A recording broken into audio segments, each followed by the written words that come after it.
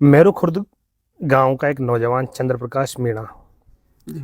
उसके लाल धागे महाराज बनने के पीछे की कहानी क्या है? देखिए हमारे गुरुदेव हमारे पिताश्री वो साधु महात्मा ही थे। वो संत थे। तो जब हम उंगली पकड़ के चलने लगे तभी से उनके साथ सत्संगों में जाते थे।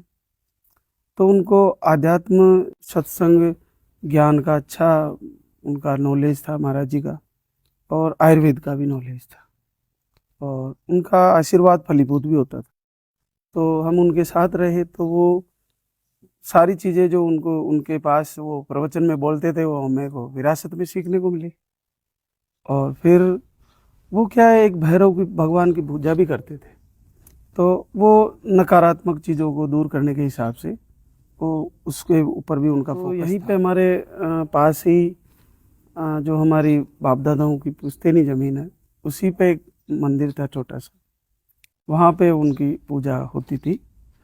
तो वहाँ पे कुछ पाउडर सा बना के चूरन देते थे वो, और एक लाल धागा बांधा करते थे। तो वो हम उन्हीं के साथ सीख रहे थे। फिर उन्होंने 2010 में देवलोक हो गया उनका, उन्होंने शरीर छोड़ दिया। उसके बाद उनकी इच्छा थी कि आप जब आप थोड़ा अच्छे व्यवस्थाओं में हो जाओ तो मेरा एक यहाँ पे मूर्ति स्थापना हो, वो जगह बताई थी उन्होंने। और वहीं पे आज वहीं पे उनकी मूर्ति स्थापना हुई है, उनकी इच्छा जो थी। और उन्हीं का ये सारा जो सिस्टम है ये उन्हीं का आशीर्वाद है। लाल धागा भी महाराज श्री का ही है, उन्हीं ने हमें विरासत में ये चीज़ें सिखाई है। तो कितनी उम्र में आपने उनके सानिध्य में ये सब कुछ करना शुरू किया?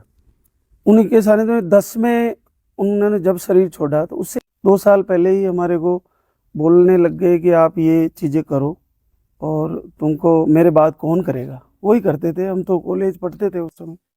पढ़ने के बाद उनकी सेवा करी 5-7 साल, थोड़े बीमार रहे हो। तो उनकी एक इच्छा थी कि ये चीज़ें आपको नहीं चाहो तो भी करनी पड़ेगी, क्योंकि ये मैंने पूरे जीवन लोगों को लाभ दिया है तो करना पड़ेगा। उस समय सोशल मीडिया भी नहीं था। फिर 10 के बाद जैसे उन्होंने शरीर छोड़ा, उनका देवावसान हुआ, उसके बाद ये चीज़ें मेरे ऊपर धीरे धीरे ये सोशल मीडिया सामने आया, और फिर अच्छे कोई दिखाने वाले चैनल वाले लोग आए और इस चमत्कार को दुनिया को दिखाया। महाराज श्री के हाथों से खूब लोगों को लाभ हुआ।